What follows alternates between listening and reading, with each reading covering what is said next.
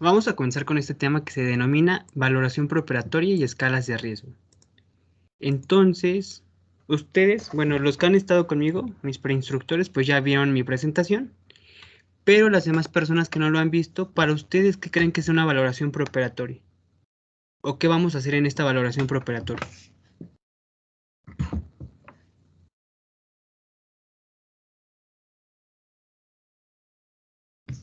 ¿Algún comentario, algo?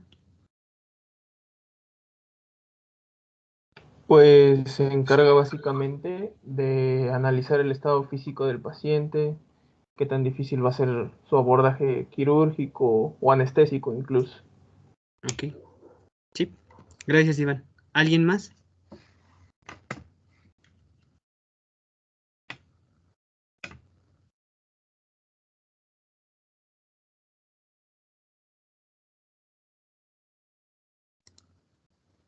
Ok, bueno, la valoración preoperatoria y escalas de riesgo. Antes de comenzar con todo esto, pues sí, como lo comentaba Iván, obviamente tenemos que checar aquí las condiciones de nuestro paciente, tenemos que realizar como tal un expediente clínico, tenemos que analizar sus signos vitales, las condiciones en las que el paciente nos llega, esto para todo, para optimizar sus condiciones y para mejorar un posoperatorio, ¿no? Entonces tenemos que plantearnos tres objetivos. El primer objetivo dice así: tenemos que reducir el riesgo y la morbilidad del paciente, esto en relación con la cirugía y la anestesia. El segundo objetivo, tenemos que preparar al paciente desde los puntos de vista médico y psicológico. Y el tercer objetivo, tenemos que favorecer la eficiencia y la rentabilidad del procedimiento. Ahora bien, esos son los objetivos. Las recomendaciones aquí son estas y es muy importante tenerlas en cuenta. Tenemos que establecer la gran importancia de la clínica. Es decir, tenemos que armar nuestro expediente clínico, tenemos que hacer nuestra anamnesis y demás situaciones, ¿no? Pero siempre darle la importancia a la clínica. Tenemos que realizar una evaluación individualizada. Es decir, vamos a evaluar al paciente que tenemos enfrente de nosotros.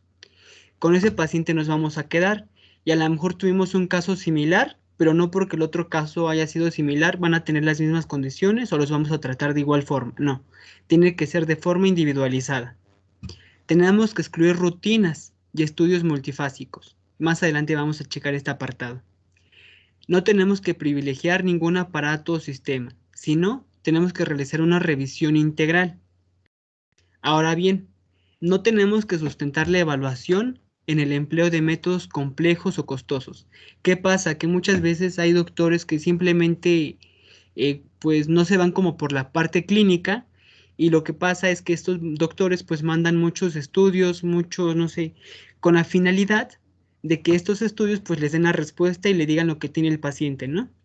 Entonces aquí como primer ejemplo, primera opción es la clínica. Ya que tenemos nuestra clínica, nuestro diagnóstico, pues sí, ahora sí, tenemos que apoyarnos de un estudio o simplemente para confirmar el diagnóstico, ¿no? Ahora bien, la valoración preoperatoria yo la defino con la regla de las 3 R's. ¿Por qué? Porque tenemos que revisar, tenemos que realizar y tenemos que relacionar. Tenemos que revisar nuestro expediente clínico. Tenemos que realizar una anamnesis y una exploración física. Obviamente esta anamnesis y exploración física va a ser pertinente a nuestro paciente y al procedimiento planificado. Ahora bien, todo esto se va a apoyar mediante pruebas diagnósticas, así como también mediante las consultas preoperatorias. Además, tenemos que relacionar a nuestro paciente con la anestesia. Tenemos que responder dudas e inquietudes. Esa es la parte de preparación clínica y psicológica, con la finalidad de obtener lo que nos importa, el consentimiento informado. ¿Vamos bien hasta aquí? Okay. Sí, todo bien. Entonces, la forma en la que nosotros vamos a conocer a nuestro paciente es mediante nuestra historia clínica. Obviamente tenemos que brindarle este apoyo, esta confianza, para que el paciente nos comente todo lo que le sucede.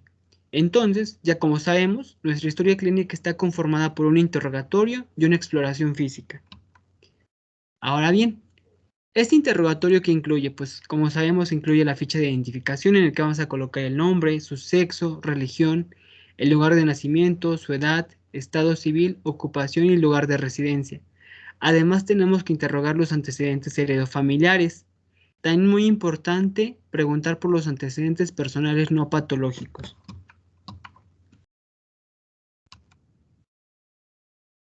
También preguntar por los antecedentes personales patológicos, por ejemplo, esquemas de vacunación, historia de enfermedades previas, traumatismos, internamientos previos, uso de medicamentos, alergias a fármacos o bien alimentos, enfermedades padecidas ya sean estas de transmisión sexual, metabólicas, infecciosas, degenerativas o bien traumáticas, los antecedentes transfusionales, la fecha, la circunstancia en que sucedió, la tolerancia y las reacciones adversas. En este apartado de medicamentos, o bien muchas personas utilizan complementos dietéticos o bien herbolarios, muchas veces nosotros pues los utilizamos como complemento de nuestra alimentación, ya van añadidos, ¿no? Pero muchas personas los utilizan debido a que, por ejemplo, el ajo se comenta que tiene o produce una reducción en el colesterol y la presión arterial, además de que es un antioxidante. Pero los efectos farmacológicos que se mencionan son los siguientes. Produce una inhibición de la agregación plaquetaria, así con ello la posibilidad de incremento de la hemorragia, o bien por ejemplo el jengibre, que generalmente nos dicen que es muy bueno para té, ¿no? Entonces, su uso común es para antinauseoso o antiespasmódico. Además, este puede inhibir, es un potente inhibidor de la sintesa de tromboxano y por lo tanto incrementa el tiempo de hemorragia. Entonces, también si nos damos cuenta es muy importante preguntar por este tipo de componentes herbolarios. Ahora bien, si nuestro paciente es mujer, pues tenemos que realizar el interrogatorio por antecedentes ginecobstétricos, la menarca, pobarca, el número de gestas, los abortos y demás, ¿no? Interrogatorio por aparatos y sistemas y el padecimiento actual. Ahora bien, es muy importante también conocer, por ejemplo, a la exploración física, el peso, la talla, el índice de masa corporal y sobre todo los signos vitales, la presión arterial, la frecuencia respiratoria. Pasando a la exploración de las vías respiratorias, es muy importante realizar una revisión de la cavidad bucal, una medición de la distancia tiromentoniana y una valoración del tamaño del cuello del paciente, así como también observar una posible desviación traqueal, presencia de masas y bien efectuar malampatía. Para esta revisión de la cavidad bucal, ¿qué vamos a hacer? Vamos a checar lo que es la distancia inferoincisivos. Para esto le vamos a solicitar a nuestro paciente que realice una apertura de su boca. Entonces, aquí vamos a checar la distancia entre los incisivos centrales, como lo podemos observar en imagen. La clase 1 es cuando es mayor a 3 centímetros. Clase 2 es de 2.6 a 3 centímetros. Clase 3, 2 a 2.5 centímetros. Y clase 4, menor a 2 centímetros. Entonces, si ustedes realizan una apertura de su cavidad oral y notan que tienen mayor a 3 centímetros, estaríamos pensando en que este paciente o en que nosotros tenemos una vía aérea fácil. Pero si nuestro paciente ya tiene una clase 2, es decir, de 2.6 a 3 centímetros, obviamente esta capacidad de ser una vía aérea fácil va disminuyendo y se va complicando. De esta forma, si tenemos un paciente de clase 4, su vía aérea es totalmente difícil. Entonces, ¿cuáles son los componentes del examen de las vías respiratorias que sugieren una intubación traqueal difícil? Los incisivos superiores largos. Obviamente, si tenemos nuestros incisivos superiores e inferiores, por ejemplo, largos, nos van a disminuir el diámetro, no el tamaño, ¿no? La distancia entre los incisivos es menor a 3 centímetros cuando la boca se encuentra abierta por completo. Pasando a la escala Patti-Landretti o a la escala tiromentoniana. Como podemos observar en imagen, ahí nos dice, por ejemplo, que lo adecuado, que lo que nos predice una vía aérea fácil es que sea esta distancia de 6.5 centímetros, lo que estaríamos pensando en una clase 1. Entonces, aquí la laringoscopía e intubación endotraqueal serían sin dificultad. Ahora bien, la clase 2, cuando es de 6 a 6.5 centímetros. Aquí va a presentar cierto grado de dificultad. Y ahora bien, una clase 3, menor de 6 centímetros, la laringoscopía e intubación va a ser muy difícil. Entonces aquí lo correcto es que sea de 6.5 centímetros para arriba. Ahora bien, esto es como midiéndolo, ¿no? Pero ¿cuáles son los componentes del examen de las vías respiratorias que sugieren una intubación traqueal difícil?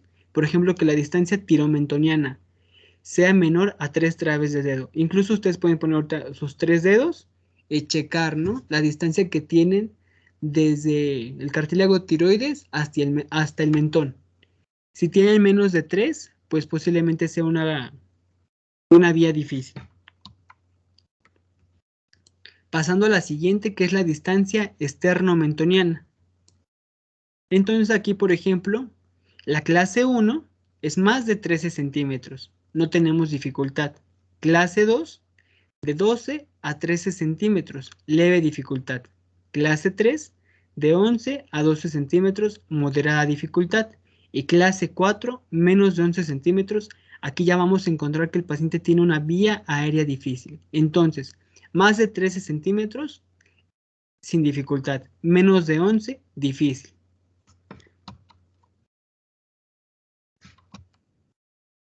Ahora bien, la clasificación de Bellhaus-Dor. Los grados de movilidad de la articulación aclanto-occipital. El grado 1, ninguna limitante. Grado 2, un tercio de la limitación. Grado 3, 2/3 de la limitación. Y grado 4, completa limitante.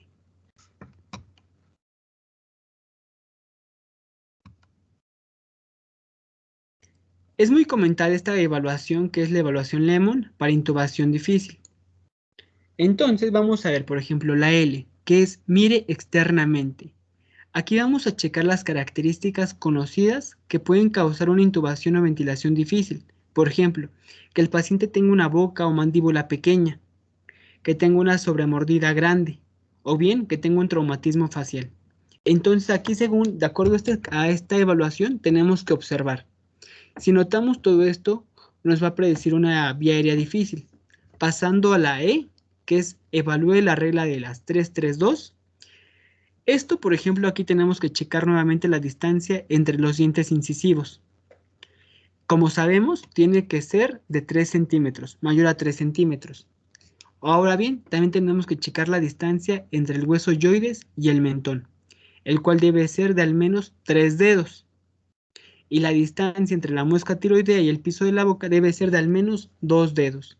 Entonces, en esta escala vamos a ver que se complementan, o dentro de esta escala de evaluación se integran algunos puntos que vamos a comentar o que ya comentamos en diapositivas anteriores. Pasando con la M de Mallampati, vamos a encontrar aquí que esta es una evaluación un tanto pues subjetiva, ¿no? Porque no es lo mismo que va a poder, por ejemplo, ver Melina, que va a poder ver Iván o incluso yo, respecto a la cavidad oral de mi paciente. Por eso se dice que es algo subjetivo, porque es algo muy variable a la percepción de cada uno.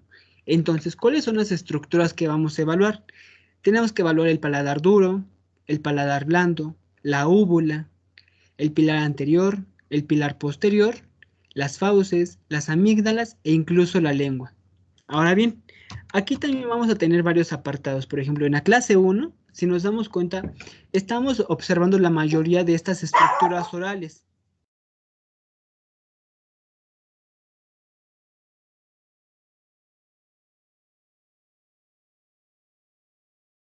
Permítanme un momento.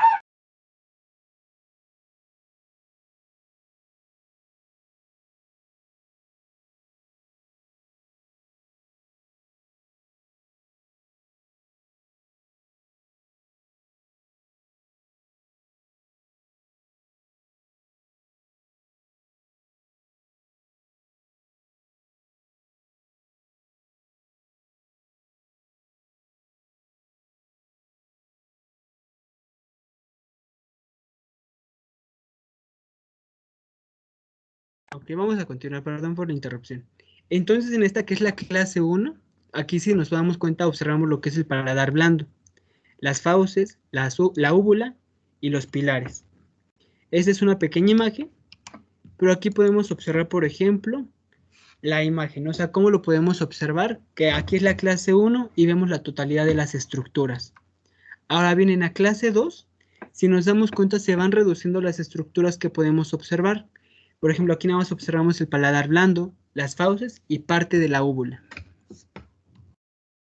En la clase 3, observamos el paladar blando, las fauces y la base de la úvula. Entonces, a medida que vamos avanzando de clase, se van disminuyendo las estructuras que podemos observar. Así, en la clase 4, solo podemos observar el paladar duro. Imagínense, por ejemplo, que esta persona está despierta y uno le está evaluando, ¿no? Clase 4, solo observamos el paladar duro. Ya predecimos que es una vía aérea difícil. Ahora bien, que esté bajo anestesia o esté en procedimiento quirúrgico, obviamente puede colapsar la vía aérea. De ahí la importancia que nosotros valoremos el Mallampati o toda esta serie de escalas con la finalidad de predecir una vía aérea difícil. Pasando a la O de obstrucción, aquí tenemos que observar cualquier afección que pueda causar una obstrucción de la vía aérea. Simplemente eso es lo que significa la O, checar alguna obstrucción. Ahora bien, la N, la movilidad del cuello. Aquí es importante, por ejemplo, checar la movilidad. Si presenta alguna restricción de la movilidad columnar, entonces, observar la movilidad del cuello al paciente o a que coloque su mentón sobre su pecho. Y luego extender el cuello para que mire hacia arriba. Con esto estaríamos evaluando la movilidad del cuello. Ahora bien, si presenta una restricción de la movilidad de la columna cervical, no tienen movimiento del cuello y son incluso más difíciles de intubar.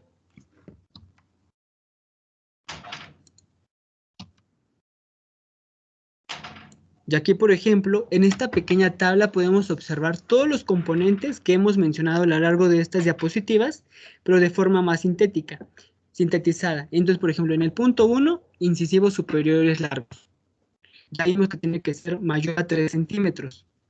Punto 2, sobremordida prominente. Eso nos está hablando de una vía aérea difícil. Punto 3, incapacidad para producir los incisivos mandibulares por delante de los incisivos. Es decir, que mi paciente no tenga una postura de su mandíbula.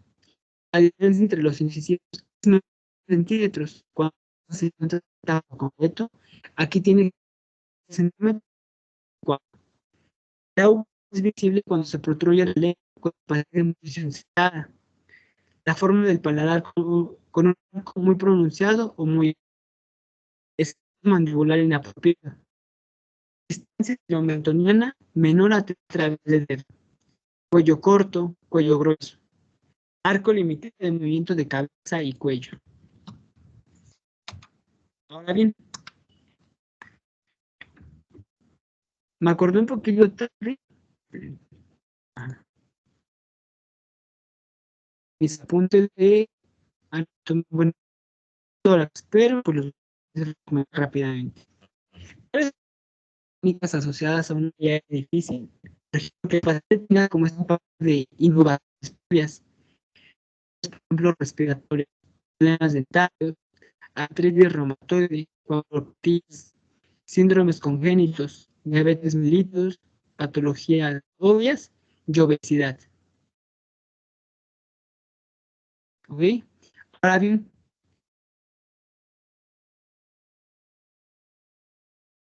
aquí tenía el retorno.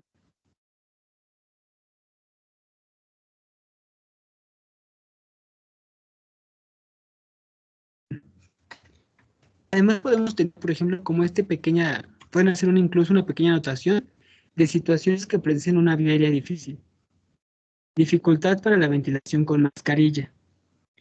Obesidad, índice de masa corporal mayor a 26. Que tenga una edad mayor a 55 años. SARS, incluso sea un paciente o bien que el paciente sea un paciente desdentado. Aquí, por ejemplo, en modal distancia entre el incisivo superior e inferior, aquí estaríamos tomando en cuenta la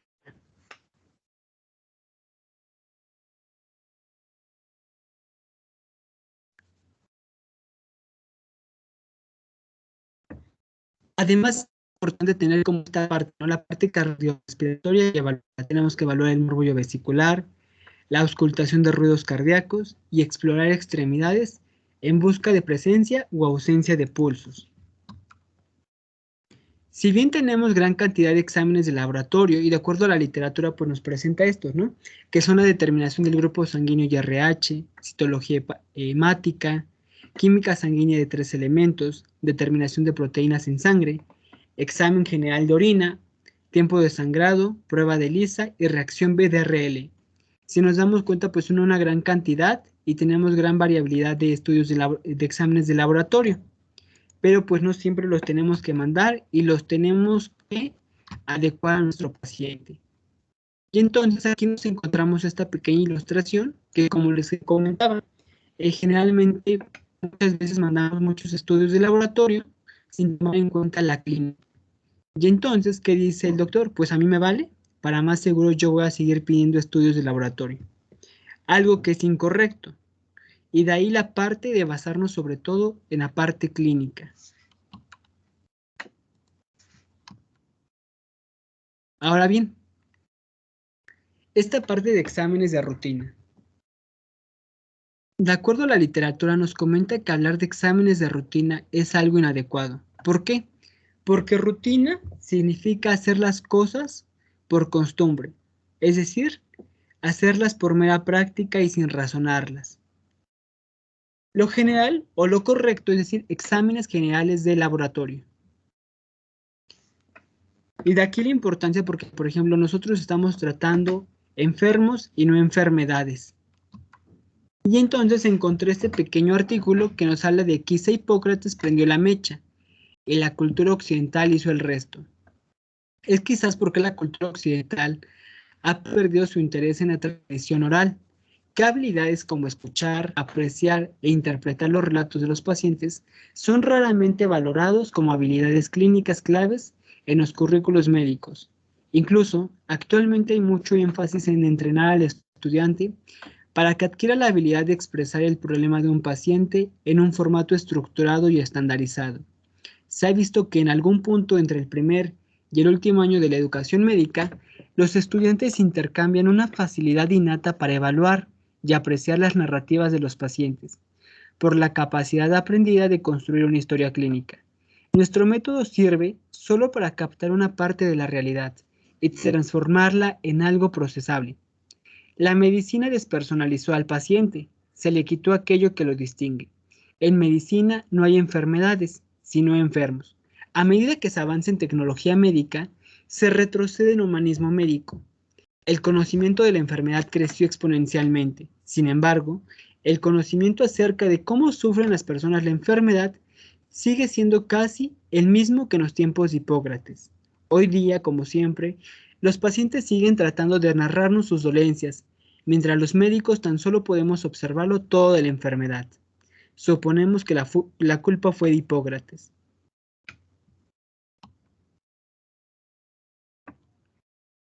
Para continuar, es importante tener también las consideraciones clínicas para exámenes de laboratorio.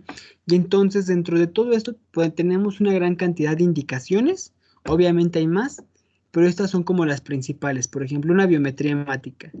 Se va a indicar en extremos de edad, en hepatopatías o nefropatías, cuando el paciente tenga uso de anticoagulantes, trastornos hematológicos o hemorrágicos, en cáncer, tipo y grado de invasividad del procedimiento. La química sanguínea, sobre todo, por ejemplo, en hepatopatía o nefropatía, diabetes, consumo de diuréticos, digoxina o esteroides, enfermedades del sistema nervioso central, trastornos endocrinos, personas de edad avanzada, desnutrición, tipo y grado de penetración corporal del procedimiento. Por ejemplo, también para los estudios de coagulación, las indicaciones, por ejemplo, hepatopatía, nefropatía, trastornos hemorrágicos, uso de anticoagulantes o bien quimioterapia. La electrocardiografía, por ejemplo, en enfermedad cardiovascular o factores de riesgo clínico para la misma, neuropatías, tipo y grado de invasividad del procedimiento. Y sobre todo la literatura nos marca que en hombres mayores de 40 años o en mujeres de 50 años, aquí estamos sobre todo indicada la parte electrocardiográfica. Sobre todo en pacientes de este rango de edad, por las comorbilidades que pueden llegar a presentar. No es lo mismo mandarlo, por ejemplo, a un joven de 20 años o 25 años. Como tal, ya es como una indicación en estas personas. Ahora bien, la radiografía de tórax, por ejemplo, en una neuropatía, en enfermedad cardiovascular inestable, de acuerdo al tipo e invasividad del procedimiento, en pacientes mayores de 60 años, pacientes obesos, pacientes fumadores de más de 20 cigarrillos al día. Y entonces, de estas son como algunas indicaciones que tenemos para esos estudios de laboratorio o exámenes generales. Ahora bien, los medicamentos generalmente no se van a contraindicar, ya que la mayor parte de los medicamentos no interfieren ni con la cirugía ni con la administración de la anestesia, por lo que se debe mantener hasta el mismo día de la cirugía, pero pues sí hay algunos que se suelen como quitarlos ya sean con días de anticipación o bien el mismo día de la cirugía. Y aquí les comento algunos ejemplos, por ejemplo, fármacos de uso habitual que se pueden suspender antes de la cirugía, inhibidores de la ECA, diuréticos o bien metformina. ¿Vamos bien hasta aquí? Sí, vamos bien.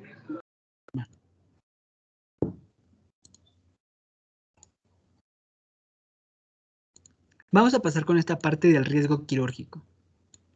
¿Qué pasa, por ejemplo? No sé si ustedes sepan andar en bicicleta, sepan nadar.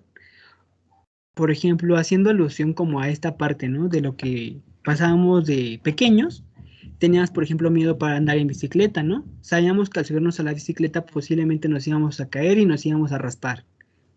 Y entonces todo esto es como evaluar, es algo parte de un riesgo, es un riesgo que vamos a correr, pero por ello tenemos que evaluar todos los antecedentes, las condiciones de nuestro paciente para prever todo ese tipo de riesgos o incluso mejorar su salud para que nuestro paciente pues estos riesgos los lleve al mínimo. Y entonces, el riesgo quirúrgico es la posibilidad de que ocurran eventos adversos como consecuencia del desarrollo de un procedimiento quirúrgico. Entonces, en todo procedimiento quirúrgico, obviamente vamos a tener un riesgo quirúrgico, que es esta posibilidad de que ocurran eventos adversos, pero para ello tenemos que estar preparados. ¿Y cómo vamos a estar preparados? Pues mediante esta realización, evaluación e incluso llevando a la práctica todas estas escalas de riesgo. Entonces, la evaluación del riesgo quirúrgico. La evaluación del riesgo quirúrgico no es un prerequisito o un visto bueno para intervenir. Al contrario, es una oportunidad que nosotros tenemos para impactar de forma positiva en el pronóstico vital del paciente, sometido a un procedimiento quirúrgico de riesgo y de establecer conductas tendientes a mejorar su salud. Entonces, nosotros al realizar la evaluación del riesgo quirúrgico vamos a impactar positivamente en el pronóstico. Y esto con la finalidad de mejorar su salud y teniendo en cuenta que no es un prerequisito o un visto bueno. Al contrario, es algo que nosotros podemos hacerlo con buenos fines. ¿Ok? Ahora bien, vamos a pasar a esta parte de métodos internacionales para estimar el riesgo quirúrgico. Por ejemplo, el riesgo quirúrgico lo podemos evaluar mediante esta escala que se denomina ASA. El riesgo cardiovascular mediante Goldman, o bien también podemos utilizar la escala NIJA.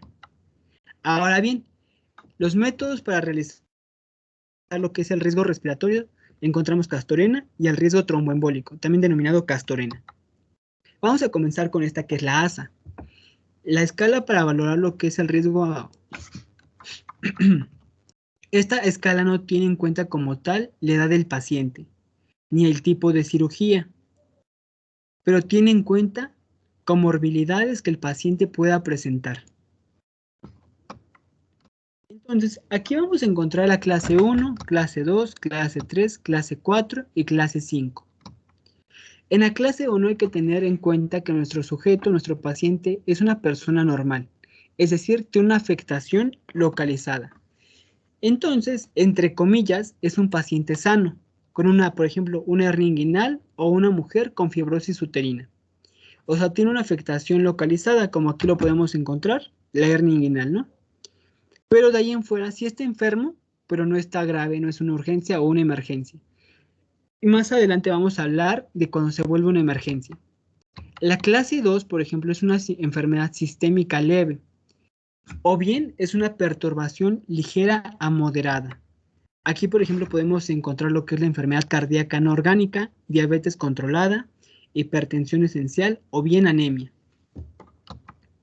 Entonces, clase 2, enfermedad sistémica leve, con una perturbación ligera a moderada. Clase 3, enfermedad sistémica grave, no incapacitante. Aquí, por ejemplo, enfermedad cardíaca orgánica limitante, diabetes grave con complicaciones vasculares, insuficiencia pulmonar moderada grave, angina de pecho, infarto miocárdico cicatrizado. Entonces, para recapitular, clase 1, mi paciente está normal. Está enfermo, pero su afectación es localizada, la hernia inguinal o la fibrosis uterina. Clase 2, enfermedad sistémica leve. Aquí, por ejemplo, puede ser un paciente diabético, pero es un paciente diabético, por decirlo de alguna forma, controlado. Clase 3, enfermedad sistémica grave, no incapacitante. Aquí, por ejemplo, el paciente ya tiene una diabetes descontrolada. Clase 4, enfermedad sistémica incapacitante, con riesgo para la vida. Por ejemplo, grados avanzados de insuficiencia ya sea pulmonar, hepática, renal o bien endocrina. Entonces, la clase 4 es cuando ya hay el riesgo para la vida de mi paciente y tiene una enfermedad sistémica incapacitante.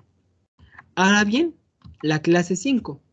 Aquí el paciente ya es un paciente moribundo con sobrevida no mayor a 24 horas con o sin cirugía. Por ejemplo, dentro de los ejemplos podemos encontrar un aneurisma abdominal roto con estado de choque, traumatismo cerebral mayor con hipertensión intracraneal progresiva o bien embolia pulmonar masiva. Ahora bien, les comentaba, por ejemplo, que incluso la literatura nos menciona lo que es colocar una letra E de emergencia. ¿Por qué? Por ejemplo, si nuestro paciente llega con una hernia inguinal, pero esta hernia inguinal está encarcerada, obviamente, por ejemplo, ya es un paciente sano, ¿ok? Tiene afectación localizada, pero ya se vuelve una emergencia. ¿Por qué? Porque su hernia ya se complicó, ya está encarcerada. Entonces, aquí sería, por ejemplo, E clase 1. Así, por ejemplo, en cada clase, si llegara a pasar algo en el que el paciente tuviera necesitar una operación de emergencia, aquí ya sería, por ejemplo, E clase 2, E clase 3, E clase 4, o bien, por ejemplo, E clase 5, que a pesar de que la clase 5 pues ya es un paciente moribundo, ¿no?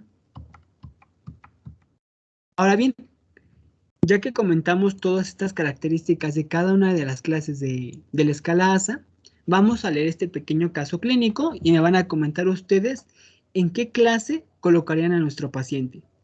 Se trata de paciente masculino de 70 años con antecedente de diabetes mellitus descontrolada, infarto agudo de miocardio hace 5 meses con hemoglobina de 11. El paciente toma AINES desde hace un año y será sometido a cirugía por estenosis aórtica. De acuerdo a la escala de ASA corresponde a inciso A, ASA 1, inciso B, ASA 2, inciso C, ASA 3, inciso D, ASA 4, inciso 5, ASA 5. ¿Ustedes en qué ASA colocarían a nuestro paciente?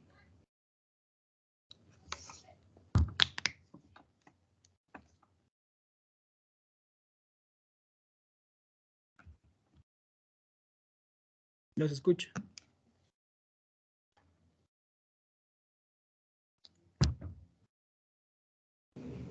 Podría ser un ASA 3. ASA 3, ajá. ¿Quién más? ¿Alguna otra Tal opinión?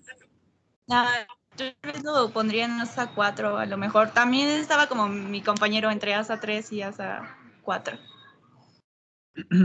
Ok.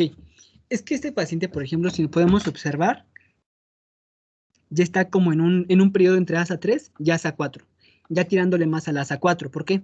Porque nuestro paciente tiene una diabetes mellitus descontrolada, que sería la ASA 3, pero será sometido a una cirugía por estenosis aórtica. Entonces, aquí, por ejemplo, esta estenosis aórtica ya estaría algo que estaría poniendo en peligro su vida. Ya no sería nada más, por ejemplo, una situación de una enfermedad sistémica grave o descontrolada, ya estaría pasando a una ASA 4. Entonces lo dejaríamos en ASA 4 por la cirugía a la cual será sometido, que es una estenosis aórtica. ¿Ok? Ahora bien, vamos a seguir con esta clasificación de Goldman. Esta clasificación de Goldman lo que nos va a hacer referencia a una serie de criterios, por ejemplo, el ruido de galope, tercer ruido audible o distensión de venas yugulares. Y le vamos a dar una calificación de 11 puntos. Infarto de miocardio transmural o subendocárdico en los últimos 6 meses, 10 puntos. Más de 5 contracciones ventriculares prematuras por minuto, 7 puntos. Ritmo cardíaco no sinusal o contracciones auriculares prematuras, 7 puntos. Más de 70 años de edad, 5 puntos. Intervención quirúrgica de urgencia, 4 puntos. Operación intratorácica o intraperitoneal, 3 puntos. Y estenosis aórtica, 3 puntos.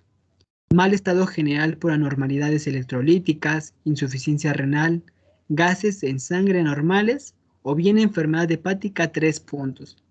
Entonces, vamos a tener el mismo caso clínico. Se trata de paciente masculino de 70 años con antecedentes de diabetes mellitus descontrolada. Infarto agudo de miocardio hace 5 meses con hemoglobina de 11. El paciente toma AINES desde hace un año y será sometido a cirugía por estenosis aórtica.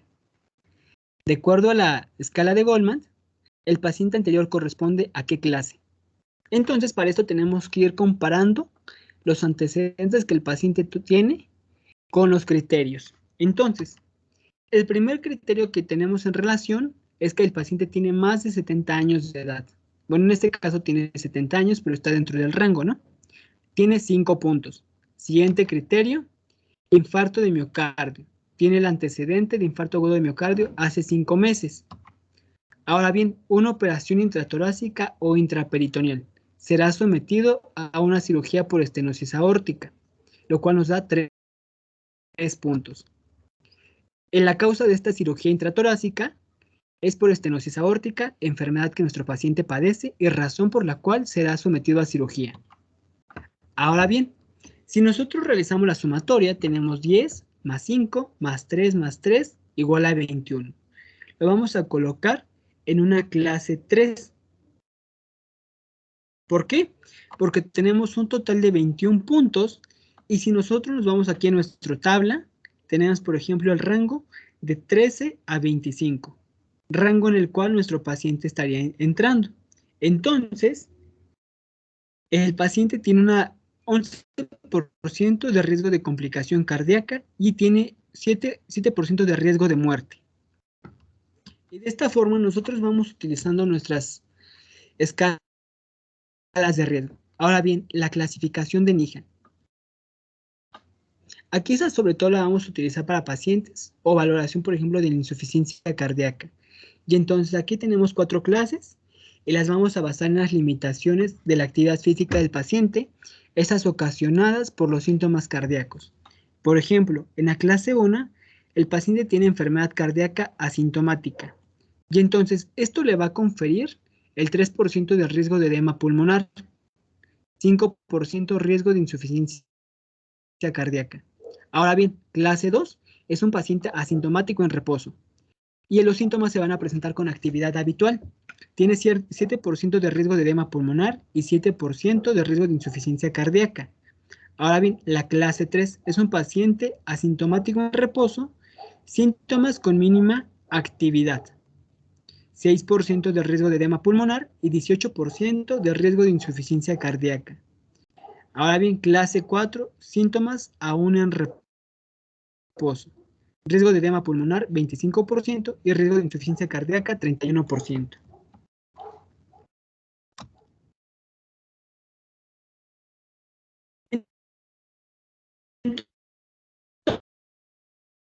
Los criterios de oro también obviamente a la sintomatología, a la clínica que nuestro paciente presente. Ahora bien, el riesgo de enfermedad tromboembólica.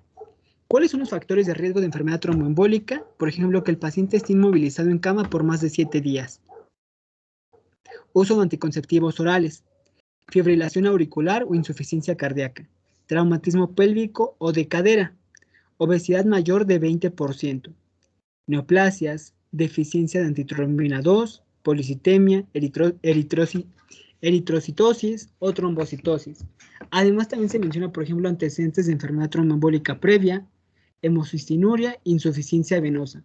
La mayoría de estos factores de riesgo, si nos damos cuenta, nos llevan a una inmovilización o a una cierta incapacidad de que el paciente pues realice cierta actividad. Por ejemplo, podemos mencionar la obesidad. Obviamente, pues los pacientes obesos pues no tienen la misma actividad física y por lo tanto los lleva, por ejemplo, a situación de sedentarismo, ¿no? La inmovilización o bien, por ejemplo, los traumatismos. Todo esto nos lleva a una cierta inmovilización que nos aumenta el riesgo de padecer enfermedad tromboembólica.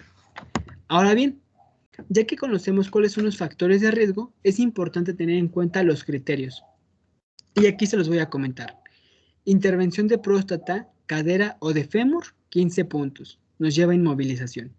Intervención de más de 3 horas de duración, 5 puntos. Varices en miembros pélvicos, 5 puntos. Neoplasia, 5 puntos. Flebitis, 5 puntos. Arteritis, 5 puntos.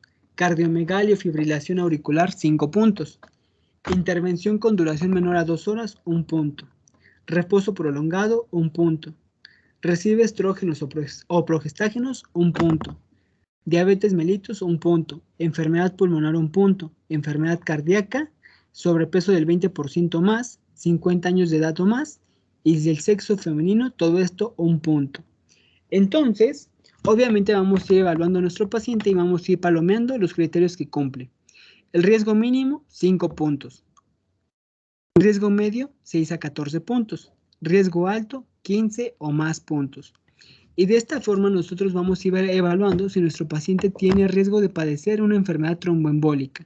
Y esto de acuerdo a la evaluación de Castorena.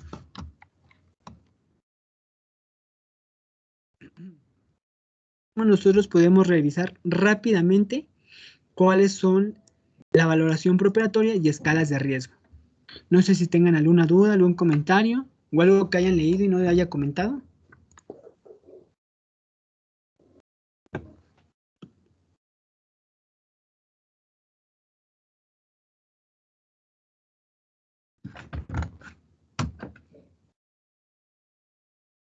Yo había leído igual un poco de el score de Caprini, que me parece que es igual para tromboembolismo venoso. Sí, hay una serie de escalas y de evaluaciones para realizar lo que es la evaluación preoperatoria. Hay gran cantidad, pero esto es generalmente lo que nosotros preguntamos en el examen que les vamos a realizar.